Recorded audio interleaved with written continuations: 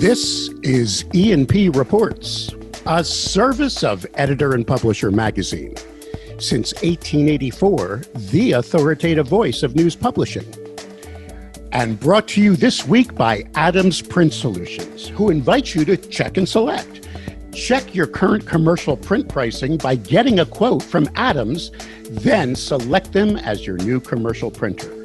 Adams Print Solutions provides cost-effective, reliable printing, ad design, pagination, fulfillment, mailing, and more from 17 production sites across the U.S. Request a quote today and get 10% off your first 3 months of new service. Adams Print Solutions, apgprint.com, or call them 608-755-9473. And greetings once again, and if I may, Happy New Year, because this is the first broadcast of E&P Reports for 2021. My name is Mike Blinder. I am the publisher of Editor and Publisher Magazine, and I'm honored you've chosen this time to join us as I bring in a close friend, someone I've known for over 20 years, and you likely know of if you're in the media industry. His name is Ryan Dohrn. He has become the preeminent media revenue consultant and sales trainer of the media industry, president and founder of Brainswell Media and 360 Media Ad Sales. And the reason I picked Ryan to be our first guest of E&P Reports of 2021 is I wanted to get his perceptions of a post-COVID world. We all have our fingers crossed that 2021 will be so much better than 2020. We'll finally get through this crisis and we'll be moving forward in a brand new, changing environment. And I wanted to ask him, what changes have happened in the media sales process and what predictions and advice do you have for us so we can monetize the news platforms we manage and work for? Well, Ryan didn't let us down. He's got lots of great, usable, take-to-market information that I'd like to share with you right now. So let's get to work on this first E&P Reports of a brand new year as I go one-on-one with my good friend, Ryan Dohrn. Ryan Dohrn, it's an honor to have you back on E&P Reports. It is also an honor to have you back in the game again.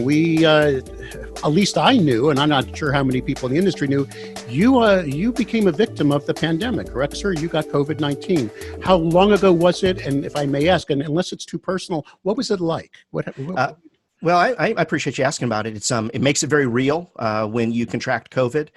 Mike, anybody that says COVID is not a big deal, or it's just, it's like the flu, or I think I had it. Okay, you'll know if you had it. It has been one of the most debilitating things that has ever happened to me in my adult life from a health perspective. Wow. And I'm a pretty healthy cat. I can't believe I'm even saying this to you, Mike, but when I received the diagnosis, the doctor came in and said, "You've tested positive." I actually felt a weird sense of relief. It was like, okay, I've got it, and I'm going to get through this, and I'm going to be over it then for at least, 8 months or whatever the scientists say.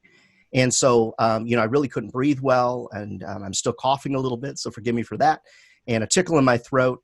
But here's the thing. I love the sales game. I love training folks, and I'm faking it till I feel it, because we've got to keep going strong, because we want to go into 2021, Mike, with a lot of great ideas and keep this sales machine rocking in the ad sales business. That's for sure. Thank you for asking. You definitely have achieved the, I would, at least in my humble opinion and E&P's opinion and everybody else I talk to, of being really a guru and one of the top experts now in what it takes to survive in media sales, regardless of a pandemic, because it's such a changing thing. And you and I go back almost 20 years, because I worked with you when you were with Morris Communications. They had bought your publications, the Barrel Horse News, Quarter Horse News. Am I right, sir? Those were all your babies. All the horsecity.com and back in when we were first starting with websites in 96, 97, before websites were even really being sold. But, Mike, what I'm observing is that a lot of publishers, ad directors, et cetera, they want to stay in, BC land, before COVID, if you will, land. And we've got to reinvent and recalibrate in 2021. If we don't reinvent and recalibrate, I think that some of the scenarios we're seeing in terms of delayed of advertising, people not buying ads, those type of things will continue if we don't reinvent and recalibrate our sales teams. Well, let's talk about that. One of the things that has been said numerous times in this very forum, and that's because I believe it in my heart. I mean, I'm an old guy, much older than you, sir. And you can tell just by looking at our split image here, and if you're watching the video, this is my third professional down economy crisis since I have been in a media or marketer, my fourth in my adult life. But since I've been selling media, because remember, I started selling media in 1980, 81, I've gone through 3 downturns. And one thing that's always rung true is crisis accelerates the change that would have happened. Correct. It moves you quickly. And I hate to say it, the strong get stronger, and the weak that don't adapt, it almost thins the herd. And we've seen this so many times. So here we are moving into a new direction, 2021. I mean, we're using this new year as how everybody, I think, is saying goodbye to 2020. Goodbye. Talk to me now on what this, let's say you said BC before COVID, so let's just say AC now. After COVID world, what advice do you want to give any news publisher? Remember, I define a news publisher 3 ways. They generate content, they find an audience for it, and they monetize it. I don't care if it's print, I don't care if it's digital, I don't care if it's broadcast, I don't care if it's skywriting, I don't care if it's a surgical implant in someone's brain. That human being is listening now. Tell us about the AC world and what do they have to do to adapt, sir? The biggest thing is the relationship sale has changed. Everybody loves the relationship sale. And unfortunately, because I'm a relationship kind of guy, just like you, Mike, unfortunately, the relationship sale has turned into a lot more transactional selling environment out there. So it came from people not being able to go to their business networking events, not going to church, the country club, et cetera, or not as often. You lost referrals. That relationship piece stalled during COVID. And what happened is a lot of people weren't able to adapt to it. And so they weren't able to improvise, adapt, and overcome, as our Marines would say. And so they are just waiting for COVID and the vaccines to be fully out so they can get back to relationship selling. But a lot of media companies, Mike, have changed to that transactional recommendation-based selling. We're to a point now, I believe, where if you're going to go to a meeting with an advertiser, pretty much you know what they're going to need to do in your market, in your magazine, in your newspaper, whatever. Pretty much the rep, unless they're brand new, is going to probably know what they need to do. So my best advice is to show up at these calls, ask great questions, do your best to build a relationship on Zoom or whatever. Good luck with that. But do your best. Yeah. But walk in there with recommendations, saying things like Mr. or Mrs. Jeweler. In this market, there are 3 levels, 3 ponds that you could fish in, or 3 levels of commitment. The bare bones basic would be here. If you want to be competitive, you want to do these things. If you want to be highly dominant, you want to do these things. And then ask them questions, make a lot of recommendations. Mike, a lot of problems with consultative selling amidst COVID and after COVID is that people, they don't have the patience for it anymore. They don't want to sit through the 10 tall questions anymore and things like that. So I'm not saying relationship selling is dead. I'm just saying it's changed. And my clients across the country, around the world, are doing recommendation-based selling. And they're doing much, much better than this long-form consultative sale. In other words, the whole days of everybody preaching over and over again, the consultative sale, the needs-based sale, the the tell me sale, whatever, ask questions, don't blurt out at solutions. It's better to go in armed now with solutions and be prepared to pitch as you're building the relationship at the same time. Don't hold back. Go forward. Yeah. It's a softer approach. You don't want to go in there with like a bull in a china shop, so to speak, and just start throwing down things, because then the advertiser might say to you, are you trying to tell me how to run my business? And my response, if someone says that, is, oh, no, absolutely not. What I'm trying to say is, based upon your category, based on other advertisers that have worked with us before you, here are the 4 or 5 things I would recommend if you want to be highly competitive, or here's the 6 things if you want to be highly dominant. And what I find is that most advertisers respond well. They say, oh, great. But Mike, one of the things that's important, though, is we are dealing with a lot of younger buyers now. And so because of that, it's a lot more about, okay, what do you got? How much is it? Let's go. Come on, old man, keep up, And so do you remember when we used to talk, we would say, so Mike, tell me more about your business. Oh, yeah. And that was a great. If I could wave a magic wand. Remember that? Right. So now I'm meeting with people and they'll say, well, Ryan, To save some time, what do you know about my business? That would save us some time, right? Yeah. And then you get caught off guard because you're like, normally you give me the answer now. So it's just a different level of preparation, but it's not cookie cutter. It's only cookie cutter if you make it seem cookie cutter. So I might say, Mike, in preparation for this meeting, I've done some research. I've looked at this category. I've done this, and this is where these recommendations come from. And it's working brilliantly in markets large and small across the country.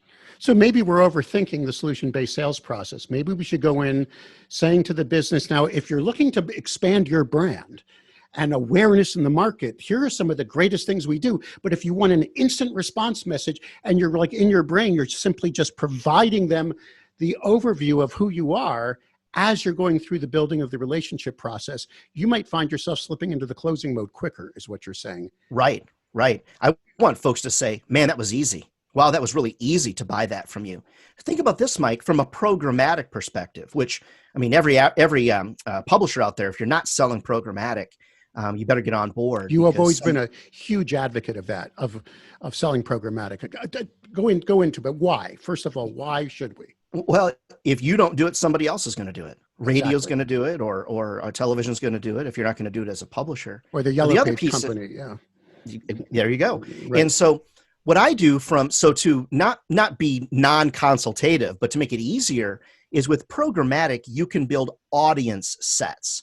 So I can say, okay, I know how many moms we have in this town. I know how many dads over the age of 30 we have in this town. I know how many golfers we have in this town. So rather than going in with the approach of, we can do anything for you that we want, anything you want, we can do it. That's like going into a buffet. And a buffet, if buffets were awesome, well, they're not really in COVID land, right? But if buffets were awesome, every restaurant would be a buffet. Instead, what did the finest restaurants do? They give you a very limited menu. You've got like 6 or 8 things to choose from. So we know this approach works, but in programmatic land, Mike, I truly believe develop an audience with your interactive team and then go sell that audience set rather than we can do anything that you want. Sell them an audience set. Go to it predefined. And when you do that, I feel and I find that most advertisers can then wrap their head around it. But get on board with programmatic or you're in trouble. But what I love what you're saying is because what I have been screaming for years, and I know you back me up on this, is what we really do in media is rent eyeballs. Mm-hmm. So the programmatic gives you a chance to define them and go in with data right up front. And if you do your homework first, you should make an assumption about what the target of the business is. So, correct. Mr. Advertiser, I hope you don't mind, but I took the liberty of looking over, doing some research. I assume you're looking for an adult that has money. Your product seems to be high end for me. Here is some data to show you the audience we can provide. That could get into a dialogue again, slipping you into the closing mode because you've done your homework. So you're still a big believer in homework, right? Don't go into any. I'm a big believer in homework now more than ever before. And what we're going to have to do, publishers, ad directors out there, is teach some of the old sales dogs some new tricks because they're used to the 10 tall questions. Remember that? I don't know who came up with that, but they're used to the 10 tall questions. They're used to always asking these open-ended questions. Mike, they're used to going to a meeting and saying, hi, Mike, let me learn more about you. Let me leave to create a proposal. And then let me come back to you with a proposal. And then let me chase you down to get an answer. We're eliminating a whole step in the process by going with recommendations. Here's the thing, Mike, if you're wrong on the meeting. You've experienced it where, fellow street warriors here, you might be wrong. And if you're wrong, don't take out the recommendations. But if you're hearing what you think you're going to hear, more than likely you can pull the recommendations out and say, hey, I've done this in advance for you. Look at this. And I'm finding that people are more willing to at least give it serious consideration than this whole conceptual, wow, we can do anything you want. I just don't know that that's the best approach in a post-COVID world. So basically, the advertisers now in a COVID world have accelerated their thinking. They want things now. They want you to use the time wisely and be ready to start discussing solutions, even as you're building the relationship. That I get. What about how advertisers are dealing with, how are they reacting to COVID? What messaging is in their brain? Do they know how to market through this crisis, or are they clueless? What's going on? No, they really don't. If you look at Pulse sales data, you'll see 62, 63% of Joe Citizen out there in America does not know what local businesses are doing to keep them safe. 60% of folks, don't know what businesses are doing. So I feel like you have to help advertisers help themselves.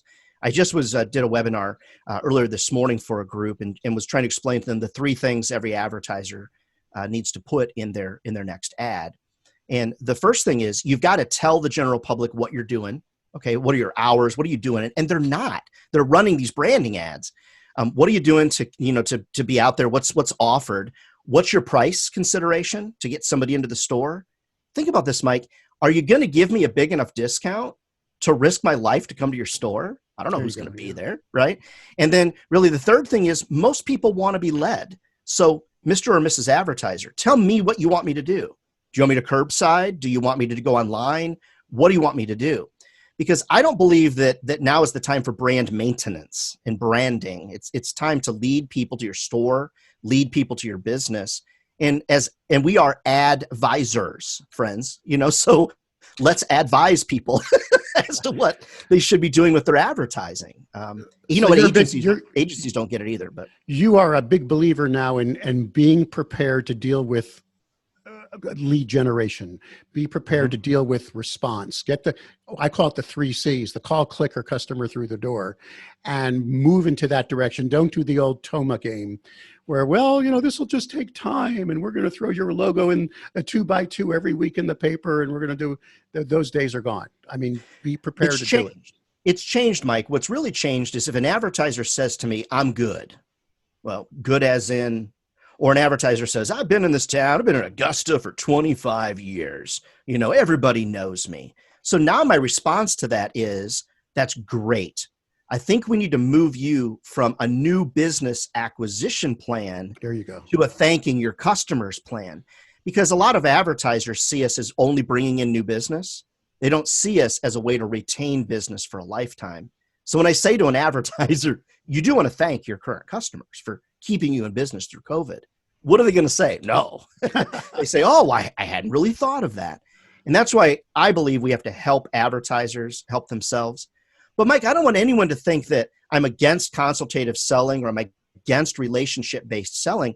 I just know that if we don't go in there and improvise and adapt to overcome the situation and we keep selling the same way we've always sold, if you sell traditional media in traditional ways, you're going to get traditional results. We don't want that. We want better results in 2021. So we've got to reinvent or at least recalibrate, our sales game.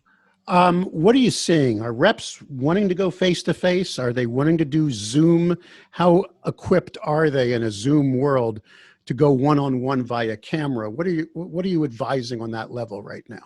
Well, here's what's interesting is that even grandma knows how to run a Zoom call. So, and they actually do it better than others. So here's something interesting. I think every publisher or ad director wants me to say, you got to get face-to-face, put on your mask. And I think that's great if you can do it safely. What I've observed though, especially in bigger markets where it takes, say you're in the Dallas-Fort Worth area, it could take you an hour to go 3 or 4 miles, is that people are so accustomed now to Zoom that I think people are getting a lot more done. Those sales reps that have taken the extra step to get a nice microphone and set up their office correctly, I'm hearing from folks that they're getting more done because they're not having to drive distance to these meetings. Now, Mike, you and I, we've been on sales calls. You're always going to get more done if you're face-to-face. There's no doubt about it. But this is pretty darn close to being face-to-face. And I'm just realizing that a lot of reps, once they wrap their mind around virtual selling, you don't have to drive across town and you're getting a lot of things done. You force us to share the screen, you can share a lot of things. So I'm a big fan of face-to-face selling, but virtual, if you're good at it, and you can get good at it, but you got to do it, can be really effective. Are you coaching them on that? The techniques for virtual selling? Can you give us, I know you charge for it and I know you're not, can you just give a couple techniques now? What is the best, just give me 1 or 2 bullets to someone who is uncomfortable in this Zoom world of what they could do to adapt to use it much better. Yeah, I think so there's a YouTube video that I did called How Not to Be a Webcam Zombie. And so a couple of things. One is, for less than $200, you can get a little stand to get your computer level with your eyes, just like you and I are here. You can buy a nice light for $20, $30 on Amazon, get a decent microphone. But the biggest thing is you just have to take a deep breath, Mike, and you just have to do it. You just have to get, used to it. So I'm not a big fan of role playing because I think it's kind of a joke a little bit. But I am a fan, though, of practicing, and that is practicing with a colleague, getting good at it. But I've actually seen how impressive it is when a veteran seller, Mike, sells with Zoom, or a veteran seller that talks about programmatic. I get goosebumps like, oh my gosh, this is so impressive. You've been selling for 30 years and look at how good you are at this. But a lot of it, Mike, is practice. But if you set yourself up for success with a light and a nice camera and a decent microphone, at least that makes it a little bit easier. But one of the biggest things that people do wrong is they don't do what we're doing now. Just show your webcams. They share their screen right away. Makes your head and your face itty bitty in the corner. Get really good. And I tell people this and they go, oh, get really good at unsharing your screen. There you go. Throw up your PowerPoint. Get your point across.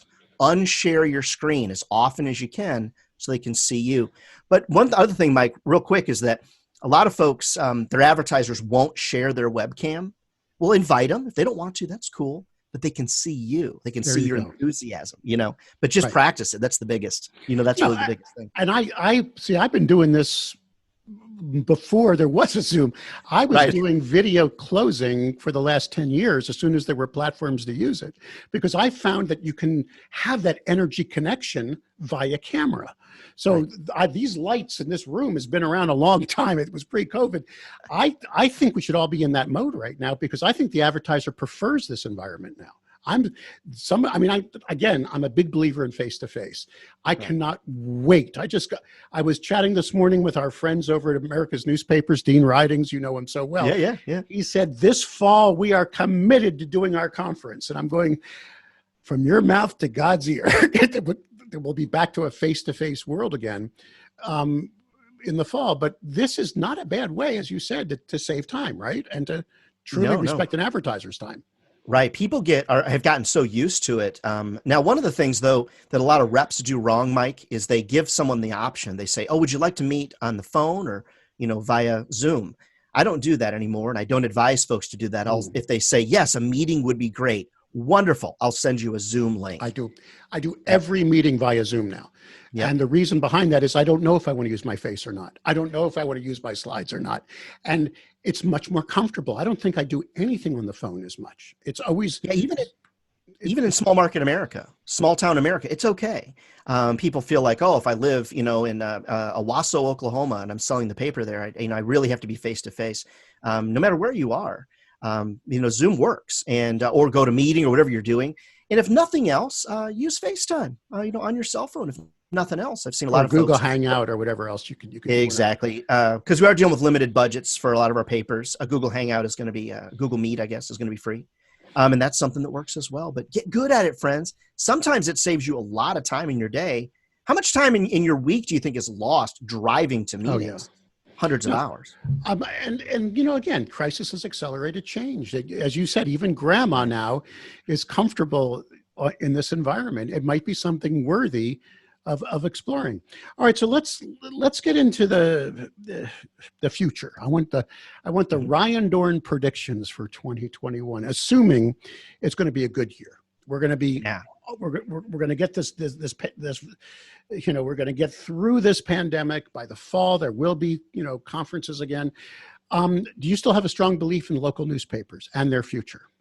I do. I really do. I do, and I feel that the digital conversation leads into the print conversation. So I don't find that most advertisers want to be thinking about print first. So I get the meeting with digital and then weave in the power of the print.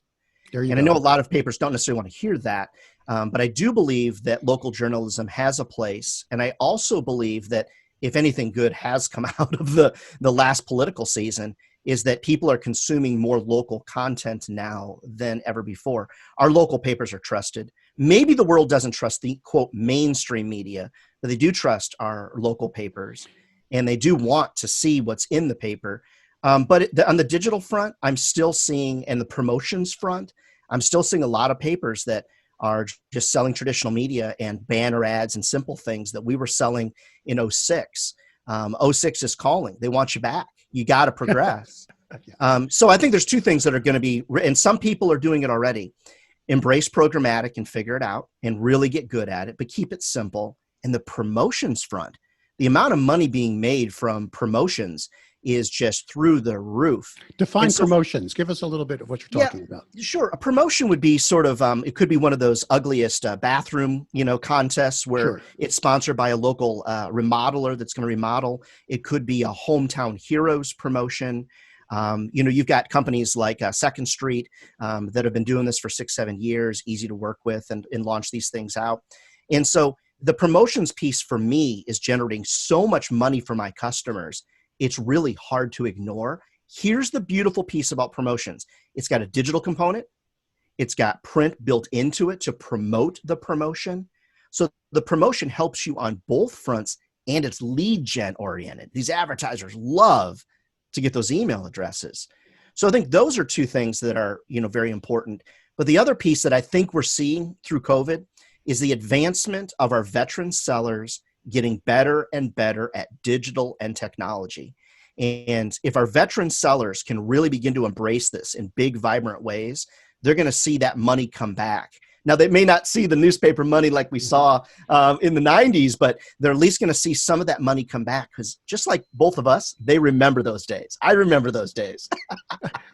Gordon Burrell's been screaming lately. He doesn't scream. He's been saying lately, Gordon well as well, that it's all about sponsored content now, branded content, native. I don't know. Everybody's got a different name for what you and I called advertorial right. Yep. many years ago. But that advertisers are realizing that people want to tell more stories. They need content generation, which falls right into the lap of the newspaper industry because we're one of the few that actually has content generators. Are you seeing a trend in that direction on the street now? Are we selling more sponsored content out there, or are they embracing that as an industry? Yeah, so I'm not seeing as many newspapers as I would like embrace it because I think they are potentially doing it incorrectly. So what the newspapers often see as sponsored content is they see this kind of, if you will, publishing brothel, and that's not what I'm advocating at all. And what I'm advocating is when you are going to do a series of articles, let's just say about must-hike trails for seniors. These are articles you would publish regardless. It just so happens that they're sponsored by, a university healthcare system. So what I'm not seeing as much of is articles written for university healthcare system about cancer, as I'm seeing newspapers come up with series of articles that are sponsored by advertisers. And I think it's a much easier way for the newsroom, if you will, or the editorial team to digest what sponsored content is all about. If they're creating content that has value to the reader. I mean, I see that. You're right. When I go to newspaper websites haphazardly, I will see sponsored content and it's an article about the advertiser. Right. Bill's Bait Shop is so excited they're having a sale this weekend. I'm going, no. You want to write an article about a fishing technique or a type of fishing hole, a honey spot, exactly. A honey hole, and imply that it was the content was created jointly by the newspaper and Bill's Bait Shop. Now you're in the game, right? And that is unfortunately tying it together, church and state, right? But newspapers are more apt to do that now, is what you're saying. Well, one of the categories that's raging right now, if you will, unfortunately, is mental health. So COVID has caused all kinds of mental health issues. So there might be family, it might be kids, it might be mom and dad, et cetera. So I would really encourage newspaper publishers to think about what are series that we can do about mental health, and how can these series, can we work with a mental health professional to create a great series? And then it just happens to also be sponsored by that mental health provider. To your point, content that people actually want. I like to say no reader benefit, no go. And if you can come up with these series, they're just a matter of being creative. They're things that you might publish anyway that someone would potentially sponsor. So they may not want to buy an ad, but they love to be a thought leader, love to be mentioned in the paper, and things along those lines. So just think about sponsored content from that perspective. All right, let's talk about the sergeants, the lieutenants, the ad director level that you and I both have to deal with over the years. I used to scream at them years ago, pre-COVID. You don't want to be their friend. You want to push them. You want to get them out of the office. You want to get them to. You want call count. You want to be more. You just push.